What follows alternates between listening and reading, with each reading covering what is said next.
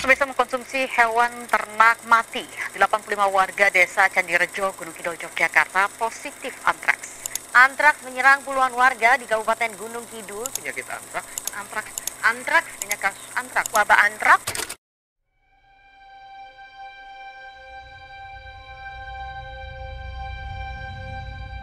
Pada bulan Mei 2023, seorang warga asal Gunung Kidul, Yogyakarta mendapati hewan ternaknya berupa kambing dan sapi mendadak mati akibat sakit. Karena kebudayaan dan kebiasaan masyarakat di sana, akhirnya hewan ternak tersebut disembelih bersama-sama warga lainnya.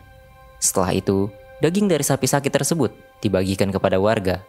Hingga kemudian, seorang warga berinisial WP yang juga terlibat dalam penyembelihan, ia mengalami gejala-gejala yang mengharuskannya dibawa ke rumah sakit.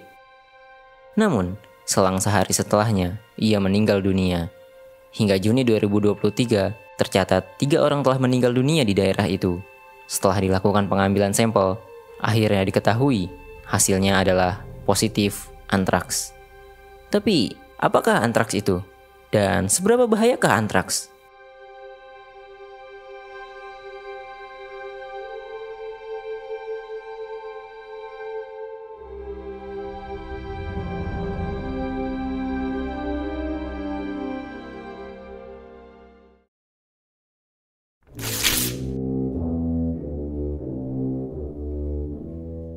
Well, anthrax is a naturally occurring disease. It's a zoonotic disease of herbivores, and that means domesticated animals. Antraks berasal dari bahasa Yunani yang bermakna arang. Istilah ini digunakan karena salah satu dari gejala antraks adalah munculnya lesi kulit berwarna hitam, yang merupakan salah satu bentuk infeksi antraks yang disebut cutaneous.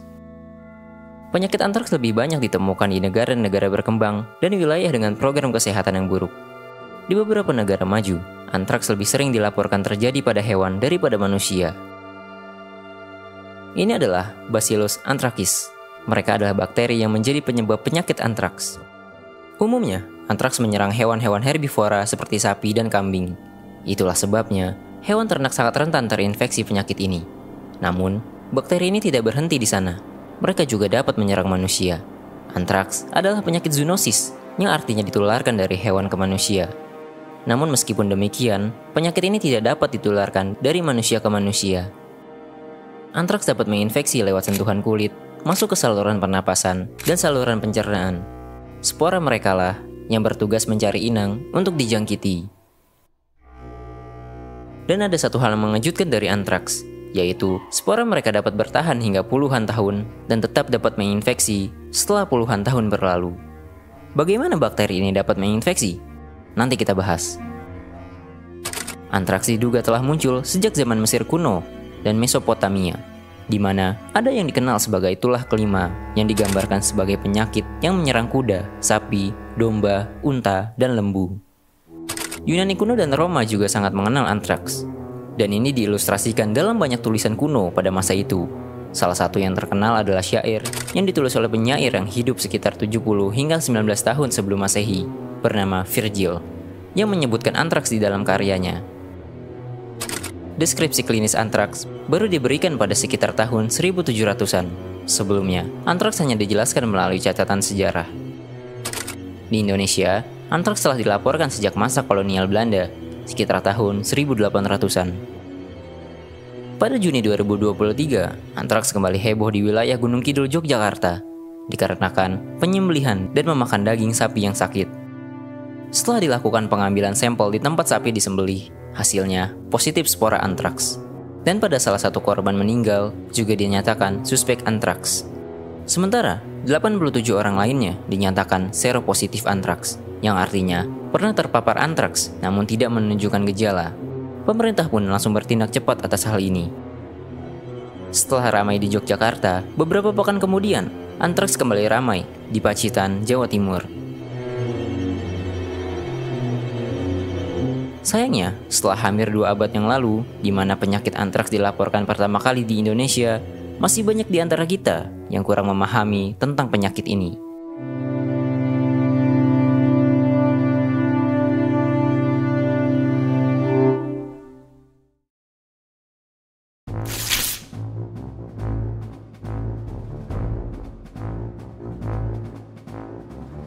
Bacillus anthracis adalah bakteri penyebab antraks. Mereka adalah spesies bakteri yang berasal dari genus Bacillus, dari kerajaan Bacteria.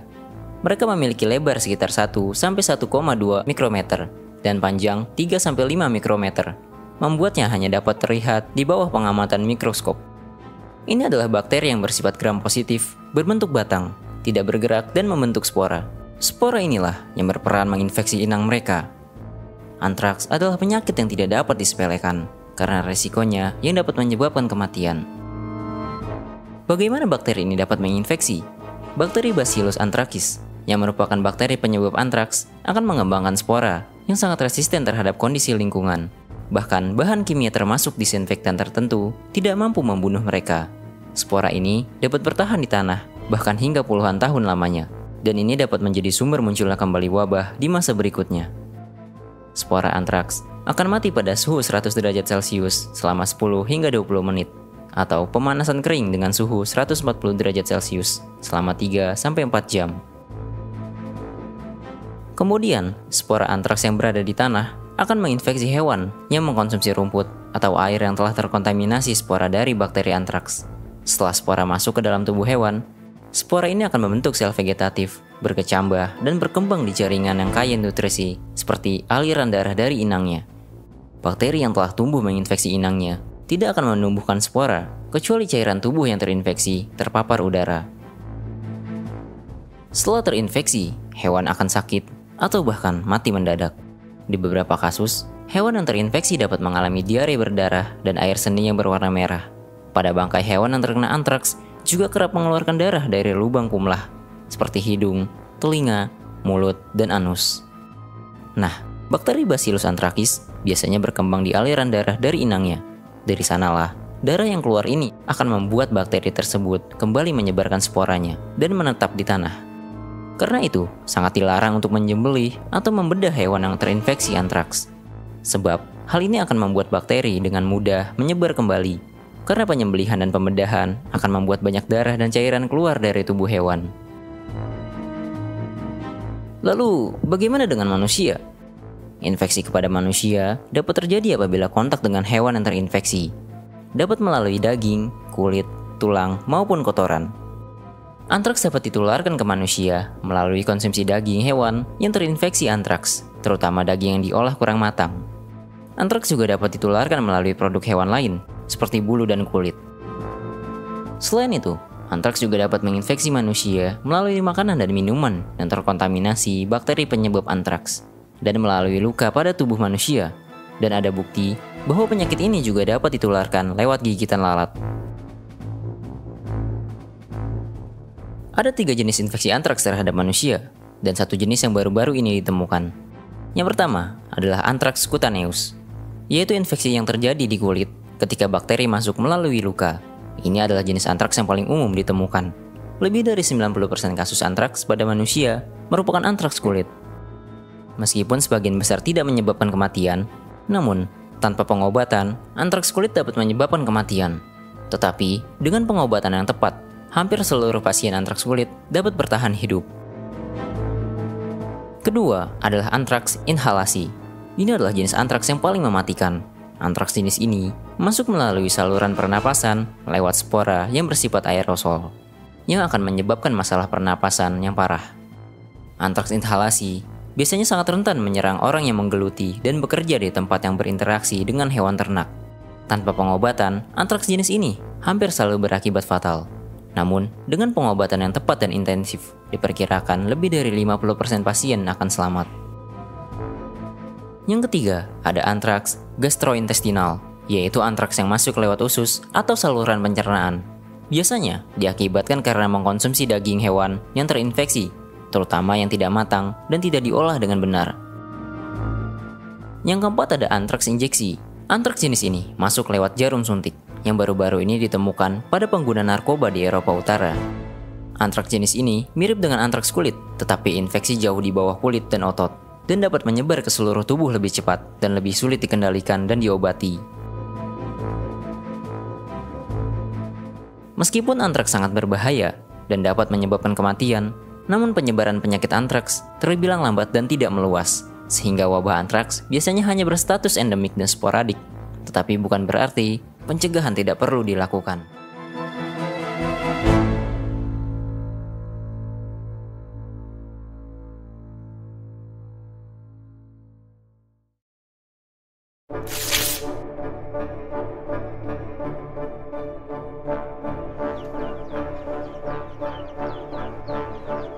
Bila berbicara antraks, ini bukan hanya sekedar masalah kesehatan saja, namun juga masalah ekonomi. Hewan ternak yang sakit atau mati karena antraks akan menghilangkan nilai ekonomi dari hewan ternak tersebut dan dapat menyebabkan kerugian besar. Oleh karena itu, antraks tidak dapat dianggap sepele. Mengenali gejala antraks adalah salah satu cara untuk dapat melakukan pencegahan dan penanganan setelahnya. Sebelum memahami gejala pada manusia, kita juga perlu memahami gejala pada hewan, karena banyak penyakit antraks yang ditularkan melalui hewan ternak.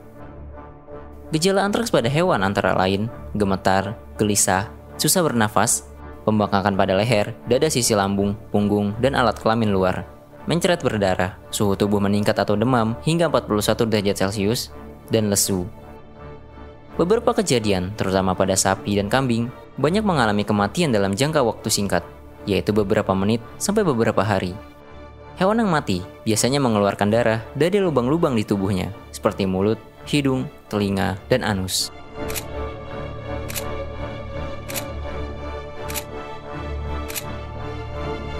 Sementara itu, gejala pada manusia tergantung jenis antraks yang menginfeksi. Untuk antraks kulit, gejala dapat meliputi ruam, benjolan, dan kemerahan pada kulit yang disertai perih dan gatal, serta pada bagian tengah berwarna kehitaman, yang membuat penyakit ini dinamai dengan sebutan antraks, yang berarti arang dalam bahasa Yunani. Sebab, biasanya antraks kulit menimbulkan lesi hitam yang menyerupai arang. Di sekitar kulit yang terinfeksi, juga umum terjadi pembengkakan kelenjar getah bening. Selain itu, sering pula disertai dengan demam, lemas, mual, dan muntah. Sementara itu, antraks pencernaan meliputi mual, muntah, diare yang berwarna hitam, dan kadang disertai darah. Dan untuk infeksi melalui saluran pernafasan, ditandai dengan rasa sakit atau radang pada tenggorokan, sesak pada bagian dada, dan kesulitan bernapas. Meskipun gejala-gejala tadi dapat terjadi, namun terkadang infeksi antraks tidak disertai gejala karena sistem imun dari orang yang terinfeksi.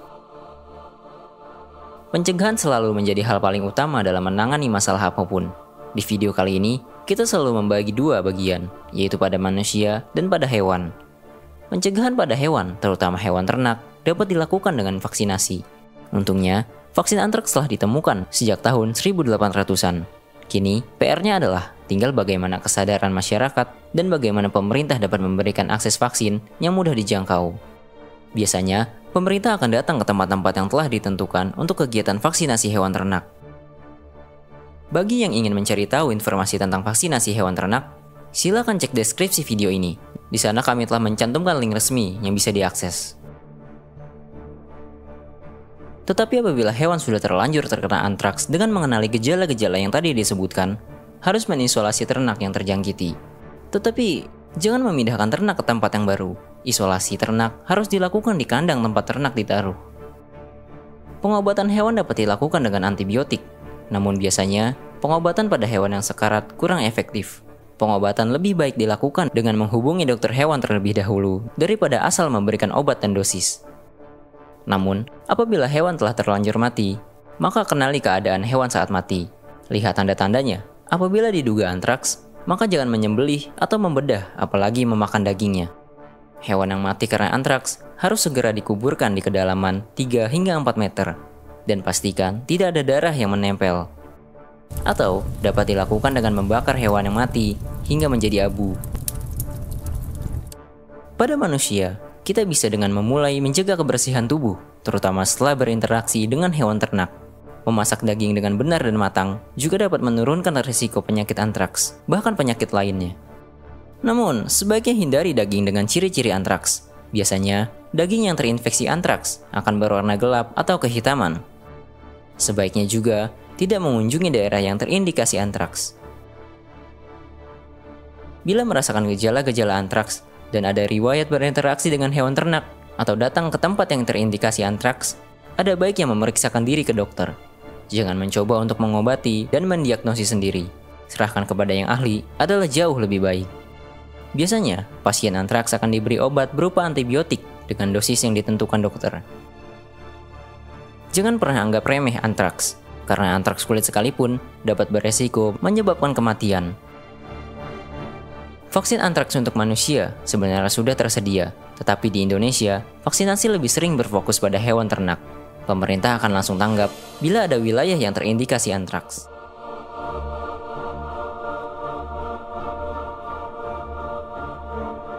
Itulah dia antraks, penyakit berbahaya yang disebabkan oleh bakteri Bacillus anthracis. Di Indonesia, penyakit ini beberapa kali muncul.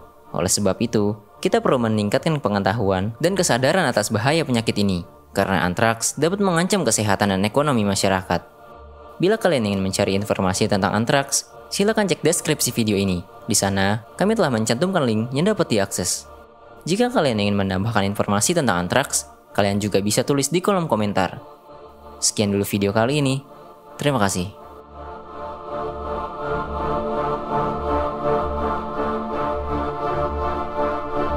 Jika kalian ingin mendukung keberlangsungan channel ini, berikan dukungan dengan berdonasi lewat Saweria, scan QR berikut, atau klik link di deskripsi.